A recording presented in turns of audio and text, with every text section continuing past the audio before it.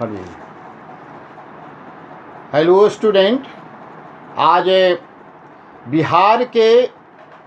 आधुनिक बिहार के निर्माण में मौलाना बजलुल हक की जो भूमिका थी उसके बारे में वर्णन करेंगे। यह एमए सेमेस्टर सेकंड के इतिहास के विद्यार्थियों के लिए टिप्स है। देशभक्ति न हिंदू देखती है न मुसलमान, न सिख देखती है न ईसाई, इसे तो भावों से भरा हुआ हृदय चाहिए। ठीक ही राष्ट्रकवि दिनकर ने कहा है, जो भरा नहीं है वह भावों से, जिसमें बहती रसधार नहीं वह हृदय नहीं है, पत्थर है जिसमें स्वदेश का प्यार नहीं। यह तो एक ऐसी बलिवेदी है जो त्याग मांगती है, बलिदान मांगती है, जीवन दान और शीश की कीमत करती है। इस वेदी पर तो हर भारतवासी का खून बहा, वह चाहे हिंदू हो या मुसलमान।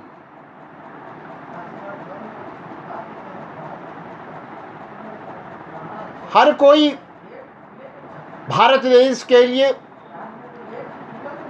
कमर कसकर तैयार था, हिंदू, मुस्लिम, सिख और ईसाई सभी। सबों ने मिलकर कंधे से कंधे मिलाकर दुश्मनों से लोहा लिया था। यह भारतीय इतिहास की खासियत है कि बहुत से हिंदू राजा महाराजाओं के सेनापति मुसलमान तो रहे, तो बहुत से मुसलमान बादशाहों के सेनापति हिंदू थे। इस आधार पर हम कैसे कह सकते हैं कि मुसलमान की एक अलग खेमा था और हिंदुओं के एक अलग खेमा? यदि ऐसी बात होती तो ऐसे समरस समाज में मुस्लिम शासकों में हिंदू सेनापति नहीं होते और हिंदू शासन में मुसलमान सेनापति नहीं होते या अधिकारी नहीं होते, बड़े बड़े पदों पर नहीं होते। यह सिर्फ वैचारिक विचारधारा जो मन में उत्पन्न होती है, यह मन गढ़ंत है। यह भारतीय इतिहास की विशेषता रही है कि हम सब मिलजुल कर इस देश को आगे बढ़ाए हैं। गौरतलब बात यह है कि यदि हम मध्यकाल में मुगल सम्राट अकबर की बात करें, सेनापति कौन था? मान सिंह थे। और औरंगजेब के सेनापति जय सिंह और उदय भान थे। मराठों के सेनापति कौन थे? मराठा शक्ति है, लेकिन उसके सेनापति मुस्लिम थे, इब्राहिम गारदी।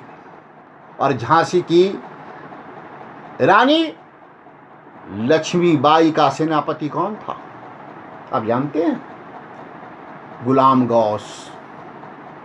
तो इस आधार पर यदि हम हिंदू मुस्लिम को अलग कर हम सांप्रदायिक विचारधारा को स्थापित करना चाहते हैं, तो क्या समाज और राष्ट्र का निर्माण हो सकता है?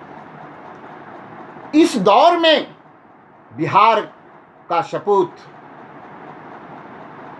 मौलाना बजलुल हक ने इन विचारधाराओं का खंडन किया और एक नई विचारधारा स्थापित की। हिंदू, मुस्लिम, सिख, ईसाई सभी एक, कोई अलग नहीं। राष्ट्र के निर्माण में चाहे वो बिहार की बात हो या देश की बात हो, उनमें सभी का योगदान होता है। किसी एक व्यक्ति के योगदान से कुछ संभव नहीं है।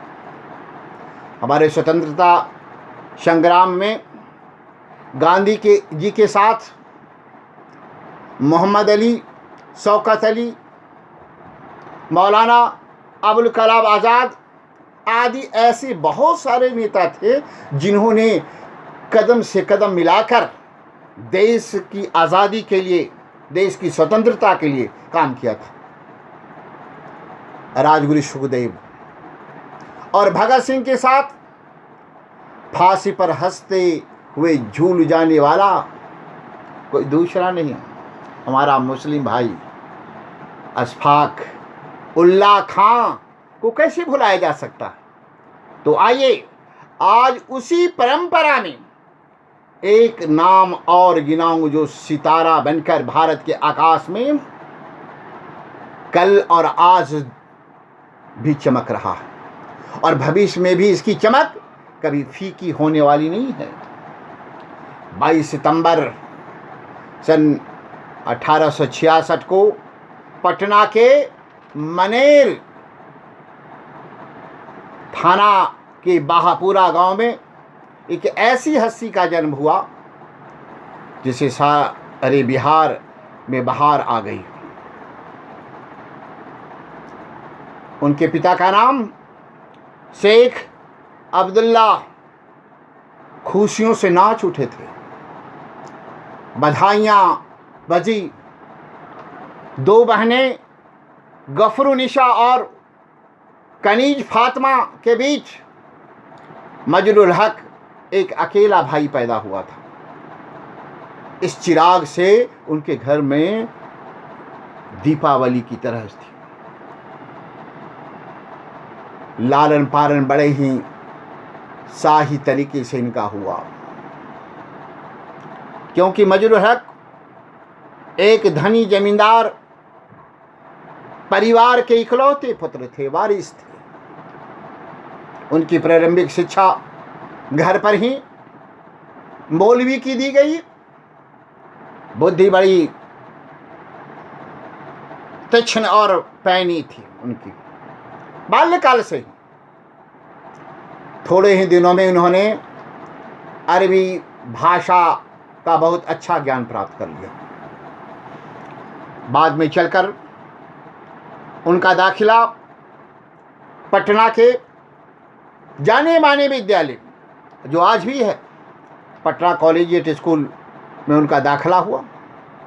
सन 1886 में लखनऊ के बाद में उच्च शिक्षा के लिए वे लखनऊ गए और वहाँ कैनिंग कॉलेज में उच्च शिक्षा प्राप्त की उन्होंने। लेकिन लखनऊ के नफासती जीवन से वे ऊब चुके थे। वे उनके मन में तो देश की स्वतंत्रता की जो मन में लहर होती है वह कौंध रहा था। लखनऊ किसे भाता है, सबसे बड़ा राष्ट्र है और इस दृष्टि से वे ऊपर वाले को तो उनसे कुछ और कराना था। लखनऊ की रंगी दुनिया में उनका मन कैसे लगता। आखिर में पढ़ाई छोड़ दी और इंग्लैंड जाकर कानून पढ़ने का धूम सवार उनका हुआ। माँ बाप का प्यार इतना अधिक था कि उन्हें बाहर जाने देना नहीं चाहते थे। दृढ़ प्रतिज्ञ मजरुल हक चुपके इंग्लैंड जाने की तैयारी में लगे हुए थे। अपनी बहन के रुपए बैंक से निकाल कर इंग्लैंड के लिए रवाना हो गए। सन 1889 में सन 1891 में कानून की परीक्षा पास करने के बाद वे भारत लौटे और पटना हाई कोर्ट में वकालत शुरू की। थोड़े दिनों के बाद विलियम बार्केट की प्रार्थना पर मुंशी पद भी उन्होंने स्वीकार कर लिया। स्वाभिमान रखने वाला व्यक्ति किसी के अंदर काम करने वाला नहीं होता। उन्हें यह गवारा नहीं हुआ और उन्होंने नौकरी छोड़कर छपरा में वकालत शुरू की।